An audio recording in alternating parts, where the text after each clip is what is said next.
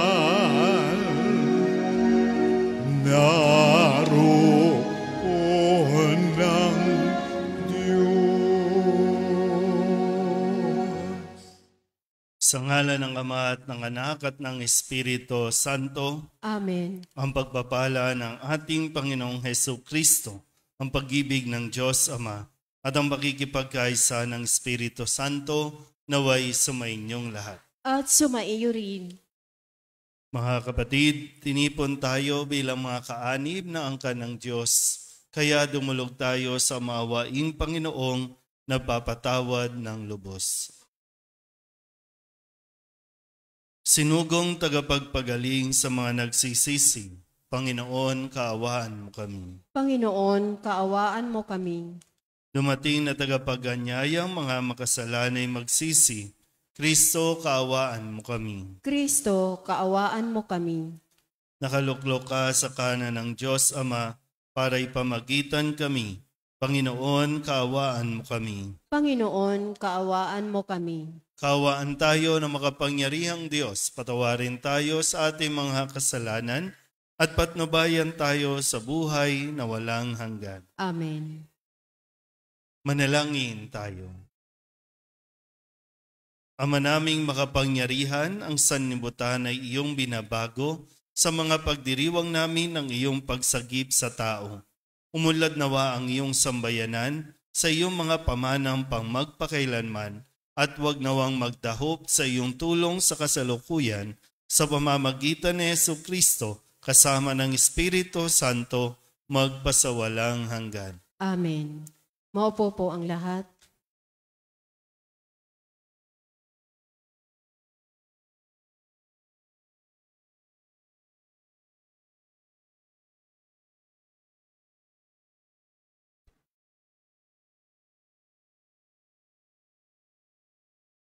Pagbasa mula sa aklat ni Propeta Isaías. Ang sabi ng Panginoon, ako ay lilikha, isang bagong lupa't isang bagong langit. Mga pangyayaring pawang lumipas na ay di na babalik. Kaya naman kayo'y dapat na magalak sa aking nilalang. Yamang nilikha ko itong Jerusalem, na aking pakay maging kagalakan ng mga hinirang. Ako'y mismo'y nagagalak dahil sa Jerusalem at sa kanyang mamamayan. Tuoy walang panambitan o kaguluhan. Tuoy wala ng sanggol na papanaw. Lahat ng titira roon ay mabubuhay ng matagal. Ituturing pa rin na kabataan pa ang edad 100. Ang hindi umabot na gulang na ito ay pinarurusahan. Magtatayo sila ng mga tahanan kanilang titirhan. Sa tanim na ubas ay sila ang aani. Ang salita ng Diyos. Salamat sa Diyos. Salmong tugunan ang ating pong itutugon. Poong sa aking nagligtas, ang dangal mo'y aking galak. Tayo pong lahat. Poong sa akin nagligtas, ang dangal mo'y aking galak. O Panginoon ko, sa iyong ginawa, kita'y pinupurit, ako'y iniligtas. Kaya kaaway ay di pa nakuhang matuwa't magalak. Mula sa libingang daigdig ng patay, hinango mo ako at muling binuhay. Ako nakasama nilang napabaon sa kailaliman. Tugon, Poong sa akin nagligtas, ang dangal mo'y aking galak. purihin ang poon. Siya ay awitan ng lahat ng tapat na mga hinirang. Iyong gunitain ang mga ginawa ng Diyos na banal. Ang kanyang ginawa ay alalahanin at pasalamatan. Hindi nagtatagal yaong kanyang galit at ang kabutihan niya'y walang wakas. Ang abang may hapis at tigmak sa luha sa buong magdamag. Sa bukang liwayway ay wala ng lungkot, kapalit ay galak. Tugon, Poong sa akin nagligtas, ang dangal mo'y aking galak. Kaya't ako'y dinggin. Ikaw ay mahabag sa akin, o poon. Ako ay pakinggan. Mahabag ka, poon. Ako ay dinggin mo at iyong tulungan. Nadama ko'y galak ng iyong hubarin ang aking panluksa. Sa pasasalamat sa iyo, o poon, ay di magsasawa. Tugon, Poong sa akin nagligtas, ang dangal mo'y aking galak. Tumayo po ang lahat. Wika mo'y aming diringgin,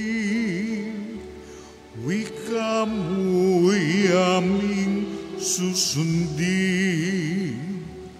wika mo'y aming tutupdin.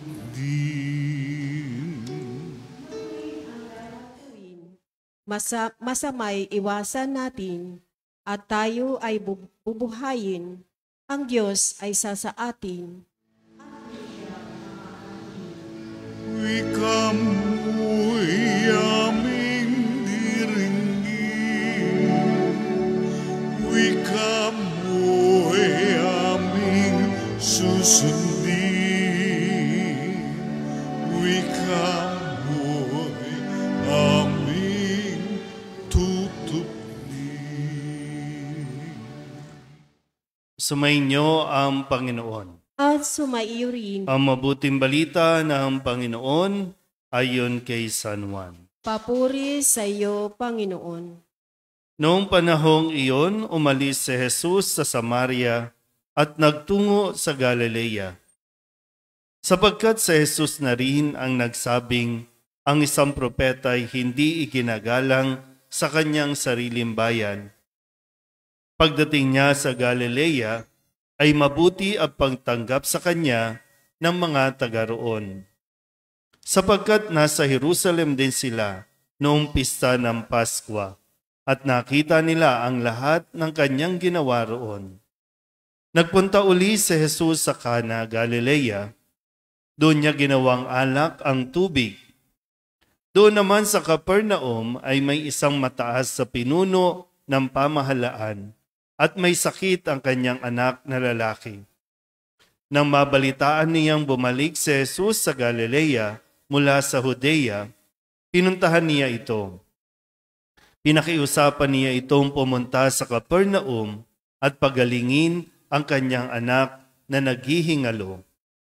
Sinabi sa kanya ni Jesus, hanggat hindi kayo nakakita ng mga palatandaan at mga kababalaghan, hindi kayo mananampalataya. Ngunit sinabi ng pinuno, tayo na po, Ginoo, bago mamatay ang aking anak. Sumagot si Jesus, umuwi na kayo, magaling na ang inyong anak. Naniwala ang lalaki sa salita ni Jesus at umuwi nga siya. Sa daan pa'y sinalubong na siya ng kanyang mga alipin at sinabing magaling na ang kanyang anak. Tinanong niya sila, anong oras siya gumaling? Siya po'y inibsan ng lagnat kahapon mag-aalauna ng hapon. Tugon nila. Naalaala ng ama na noong oras na iyon, sinabi sa kanya ni Jesus, magaling na ang iyong anak. Kaya't siya at ang kanyang buong sambahayan ay sumampalataya kay Jesus. Ito ang pangalawang kababalaghang ginawa ni Jesus sa Galilea, pagpunta niya roon, buhat sa Judea. Ang mabuting balita ng Panginoon. Pinupuri ka namin, Panginoong Hesukristo. Mopo po ang lahat. Isang magandang gabi po sa inyong lahat. Ngayon po ay Lunes ng ika-4 na linggo ng 40 araw na paghahanda o panahon ng Kwaresma. At muli sa linggong ito, dahil papalapit na tayo, no? Kumbaga 2 linggo na lamang at tayo po ay papasok na sa mga mahal na araw na tinatawag. At sa ating pong narinig na pagbasa, lalo tigit sa pinahayag mula sa mabuting balita ni San Juan ay muli pinaalala sa atin kung ano ang ginawa ni Jesus noong mga panahon na siya po ay ayaw kilalanin o ayaw tanggapin sa kanyang sariling bayan. Kung babalikan niyo po yung kwento, no? Nung siya po ay nagpapahayag, hindi siya tinanggap ni kinilala yung kanyang husay sa hindi natin malaman na dahilan. Kung kaya't umalis si Jesus doon sa bayan na yon at doon siya nagpunta sa mga bayan na kung saan ay mayroong kumikilala at mayroong tumatanggap sa kanya. Ilan sa mga bayan na ito na kanyang pinuntahan, itong sa Cana, Galilea at sa Capernaum, at dito po ay nagpamalas siya ng kumbaga mabiyaya, no, na pagpapagaling doon sa anak ng isang pinuno na sa kalaunan ay natuturing kilalanin at tanggapin si Jesus. Makikita niyo po, no, yung kumbaga kailangan natin mas maunawaan kung ano yung mas mabuti at mas mainam na maging pag-uugali natin kaysa doon sa nananatili tayo sa pakiramdam na rejected tayo. Kasi totoo naman, no, mayroong manre-reject, mayroong tatanggap. So bakit ka mananatili doon sa ayaw sa iyo kung meron namang mga may gusto rin sa iyo? Nauubos yung parang marami na siguro tayong nasayang na panahon dahil lamang gusto nating igiit na magustuhan tayo ng mga grupo na gusto natin. Kaya hindi tayo tuloy nakakausad, no? Para bang marami pa sana tayong pwedeng natulungan, marami pa sanang tao ang pwede mong napasaya, ang pwede mong nahikayat, o kung ano mang mga mas magaganda o positibo, kaya lang masyado kang affected doon sa mga taong ayaw sa iyo. Tapos mamumuhay tayo sa kalungkutan. Tapos isip tayo ng isip. Samantalang mayroong palang nangangailangan at mayroong palang mag-a-appreciate ng halaga mo. Mayroong palang mapapagbigyan o mayroong palang yung kung ano yung sayo, yung angking mong talino, talento, mas mapapakinabangan pala yan sa ibang lugar, sa ibang tao. Kaya lang, no, mas inuna mo yung pagdadrama, mas inuna mong i-entertain yung emosyon na, ay, bakit hindi ako tanggap? Ano ba, pangit ba ako? Wala ba akong naitulong? Wala ba akong magandang ginawa? Wala ba akong sinabi? Kaya yan, namumuhay tayo sa kalungkutan. Hindi mo tuloy nakikita yung pinaka-essence mo, yung halaga mo. Hindi mo tuloy nakikita yung worth, no, na mayroon ka. Sayang yung panahon. Baka matagal ka na dapat na umalis, matagal ka nang lumipat, no, pwedeng sa ibang kumpanya. Mahirap po yung parang sabihin, sa mga may trabaho po minsan, no, kaya hindi na nagiging masaya yung pagbabalik mo sa trabaho kasi parang for the sake na lang na kailangan mo kasi ng trabaho, kailangan mo kasi ng sahod. Kaya diyan ka na lang, natatakot ka na umalis, natatakot ka na mag-take ng risk. Kaya kahit ayaw sa'yo, stay ka na lang. Hindi ka tuloy nag-grow, hindi ka lumalago, hindi ka nagmamature. Dahil lang doon, maganda siguro no, na mas mapagnilayan natin itong aspetong ito sa buhay natin. Tandaan mo, mayroong, mas maganda sigurong sabihin, tandaan mo, mayroon kang pakinabang. Mayroon kang pakinabang sa ibang tao. Huwag mong ipilit yung iyong sarili sa mga taong gusto mo na ayaw naman sa iyo. At hindi ka pinahahalagahan. Kasi magaling ka eh. Kaya lang, ayaw ka nilang kilalanin. E di doon ka na sa mga mag-a-appreciate talaga sa angkin mong galing. Yan ang ginawa ni Jesus. Kaya mas marami pa siyang natulungan, mas marami pa siyang naabot ng mga tao na nangangailangan ng pagkalinga, nangangailangang makaramdam ng presensya ng Diyos. Amen? Tumayo po ang lahat. Dahil sa pagtitiwalang tutugunin ng Diyos Ama ng buong kalugod-lugod ang ating mga kahilingan kung tayo ay mananalangin sa Kanya ng may pananampalataya. Ilapit natin ngayon sa Kanya ang ating mga pangangailangan. Ang ating pong itutugon, Panginoon, dinggin mo ang aming panalangin. Panginoon, dinggin mo ang aming panalangin.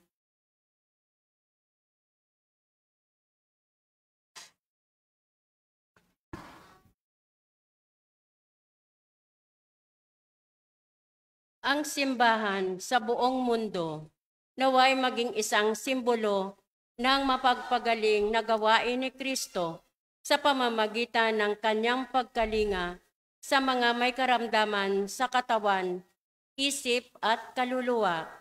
Manalangin tayo sa Panginoon. Panginoon, dinggin mo ang aming panalangin. Ang mga doktor, nurse at iba pang nangangalaga sa mga may sakit, naway magpakita ng habag at kabutihan ni Jesus sa pagkalinga sa pinakamaliliit na lipunan.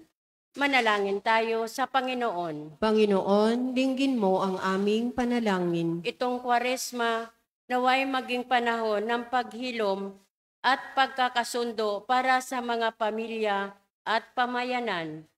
Manalangin tayo sa Panginoon. Panginoon, dinggin mo ang aming panalangin. Ang mga may sakit at nagdurusa, naway makatanggap ng pagpapaginhawa at pagtataguyod mula sa kanilang pamilya, mga kaibigan at mga kapitbahay. Manalangin tayo sa Panginoon. Panginoon, dinggin mo ang aming panalangin. Ang mga mahal natin sa buhay na yumao na ay magtamasa nawa ng walang katapusan gantimpala bunga ng kanilang pananampalataya. Manalangin tayo sa Panginoon. Panginoon, dinggin mo ang aming panalangin. Idulog din natin sa Panginoon ang ating mga personal na kahilingan at mga panalangin para sa ating mga pamilya, kasama ang mga kahilingan ng mga nanonood sa online. Lahat ng mga misang pasasalamat, special na intensyon, agarang paggaling ng mga may sakit, ang mga kaluluwa, lalong-lalo na si Baby Teodoro na batang-bata pang yumao.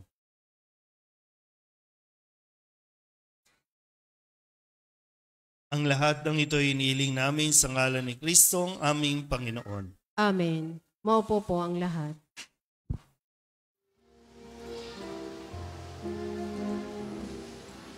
Buksan ng aming puso, turuan mong mag-alam sa bawat pagkukuro,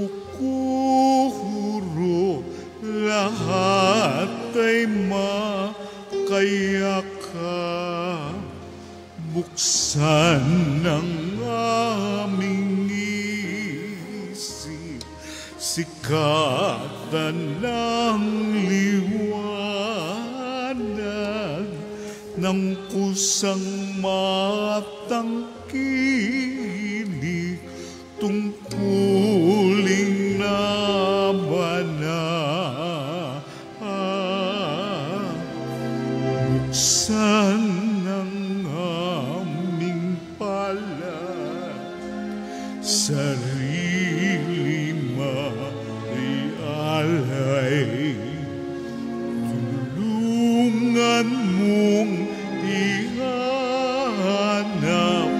kami ng bagong malay.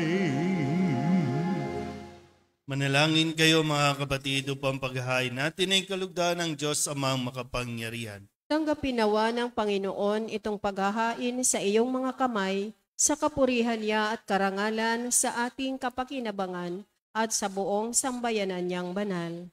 Ama naming lumikha, sa paghahain namin sa iyo, kami naway makapakinabang upang sa pagkadalisay ng aming pamumuhay sa sanlibutan, kami magkaroon ng pagbabago para sa buhay sa kalangitan sa pamamagitan ni Jesucristo kasama ng Espiritu Santo magpasawalang hanggan. Amen. Sumainyo ang Panginoon. At sumaiyo rin. Itaas sa Diyos ang inyong puso at diwa. Itinaas na namin sa Panginoon. Pasalamatan natin ang Panginoong ating Diyos. Marapat na siya ay pasalamatan. Ama naming makapangyarihan, tunay nga marapat na ikaw ay aming pasalamatan sa pamamagitan ni Jesucristo na aming Panginoon. Sa aming kusang pagtitiis ng hirap, tinutulungan mo ang aming maitumpak ang kinamyas ng pagsalungat sa pananagutang iyong iniatas. Sa aming pagtulad sa anak mong mahal na nagpakasakit para sa tanan, ang pagsisikap nami iyong kinalulugdan at ang pagpapakabuti nami iyong ikinararangal. Kaya kaysa ng mga anghel na nagsisiawit ng papuri sa iyo, nang walang humpay sa kalangitan, kami nagbubunyi sa iyong kadakilaan.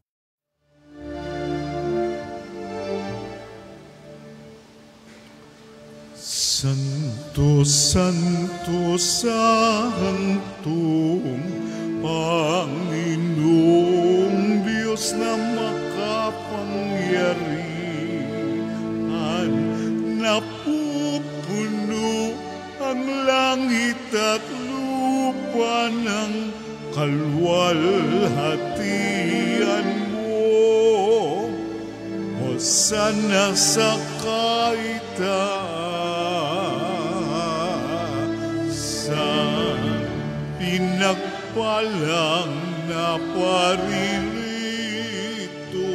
sa ngalan ng Panginoon. Hosana sa kaitaasan.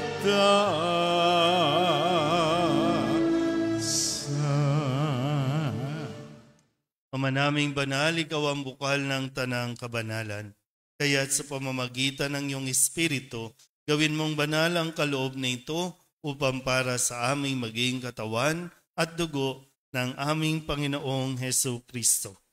Bago niya pinagtiis ang kusang loob na maging handog, hinawakan niya ang tinapay, pinasalamatan kaniya, pinaghati-hati niya iyon, iniabot sa kanyang mga alagad at sinabi, tanggapin ninyong lahat ito at kanin, ito ang aking katawan na ihahandog para sa inyo.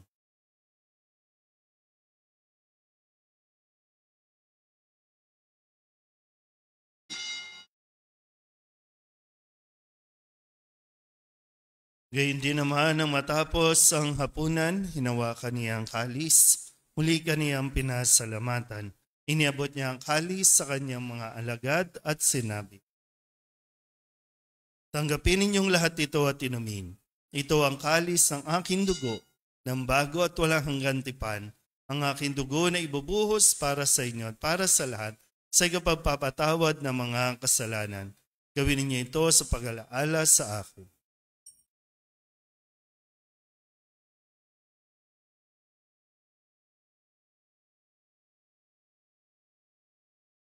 Ipagbunyi natin ang misteryo ng pananampalataya. Si Kristo'y matay, si Kristo'y nabuhay, si Kristo'y babalik sa wakas ng panahon. Ang mga ginagawa namin ngayon ang pag-alaala sa pagkamatay at muling pagkabuhay ng iyong anak. Kaya tiniaalay namin sa iyo ang tinapay na nagbibigay buhay at ang kalis na nagkakaloob ng kaligtasan. Kami napapasalamat dahil kami iyong minarapat na tumayo sa harap mo para maglingkod sa iyo.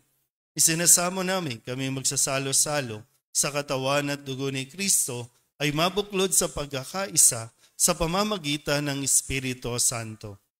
Ama, lingapin mo ang iyong simbahang laganap sa buong daigdig. Puspusin mo kami sa pag-ibig kay San Francisco na aming Papa, at ni Jose na aming Obispo, at ng Tanang Kaparian. Alalahanin mo rin ang mga kapatid naming nahimlay na may pag-asang sila'y muling mabubuhay, gayon din ang lahat ng mga pumanaw. Hawaan mo sila at patuloyin sa iyong kaliwanagan. Hawaan mo at paghindapatin kaming lahat na makasalo sa iyong buhay na walang wakas. Kaysa ng mahal na Birhen Maria na ina ng Diyos, ng kabiyak ng puso niyang sa San Jose, kaysa ng mga apostol at ng lahat ng mga banal na namuhay dito sa daigdig na kalugod-lugod sa iyo, may pagdiwang nawa namin ang papupuri sa ikararangal mo sa pamamagitan ng iyong anak na aming Panginoong Heso Kristo. Sa pamamagitan ni Kristo, kasama niya at sa Kanya, ang lahat ng parangal at papuri ay sa iyo, Diyos amang makapangyarihan, kasama ng Espiritu Santo, magpasawalang hanggan. Amen.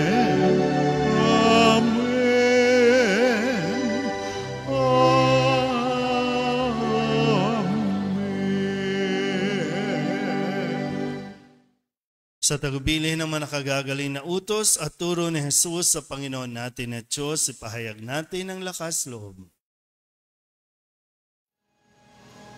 Pater noster, qui es in celis, sanctificetur nomen tuum, adveniat regnum tuum, fiat voluntas tua, sicut in cielo et in terra.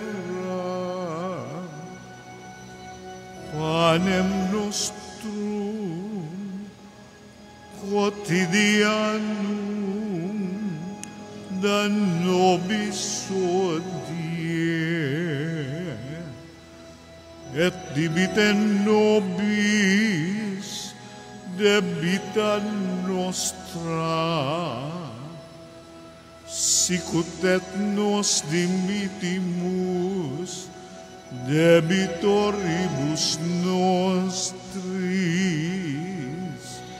et ne nos inducas in tentationem, sed libera nos a malo.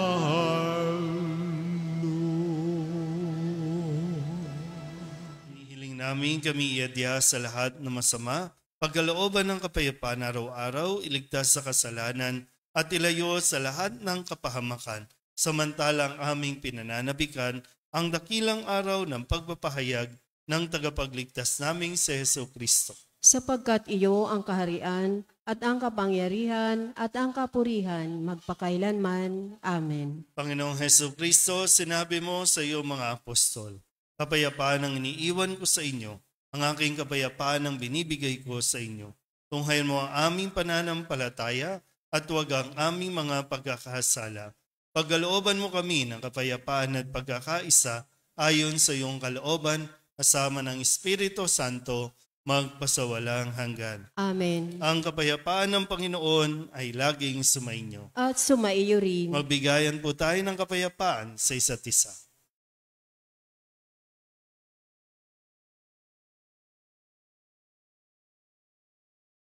Kordero ng Diyos na nag-aalis ng mga kasalanan ng sanlibutan, maawa ka sa amin. Kordero ng Diyos na nag-aalis ng mga kasalanan ng sanlibutan, maawa ka sa amin. Kordero ng Diyos na nag-aalis ng mga kasalanan ng sanlibutan, ipagkaloob mo sa amin ang kapayapaan. Lumuhod po ang lahat. Ito ang kordero ng Diyos. Ito ang nag-aalis ng kasalanan ng sanlibutan. Mapalad ang mga inaanyayahan sa kanyang piging. Panginoon, hindi ako karapat-dapat na magpatuloy sa iyo, ngunit sa isang salita mo lamang ay gagaling na ako. Katawan ni Kristo. Amen.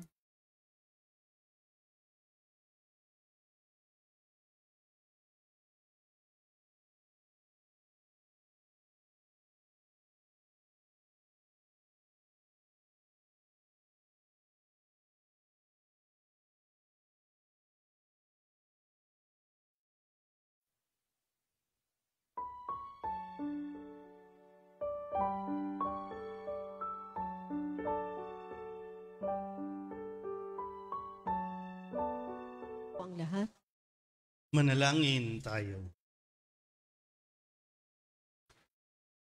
Ama naming mapagmahal, ang aming banal na pakikinabang ay siya nawang bumago at bumuhay sa amin at siya ring magpabanal at mag-akay sa amin sa iyong piling. Sa pamamagitan ni Jesucristo, kasama ng Espiritu Santo, magpasawalang hanggan. Amen. Sumainyo ang Panginoon. At sumaiyo rin. At pagpalain kayo ng makapangyarihang Diyos, Ama at Anak, at Espiritu Santo. Amen. Tapos sa banal na misa, humayo tayo sa kapayapaan ni Kristo. Salamat sa Diyos. Magandang gabi po.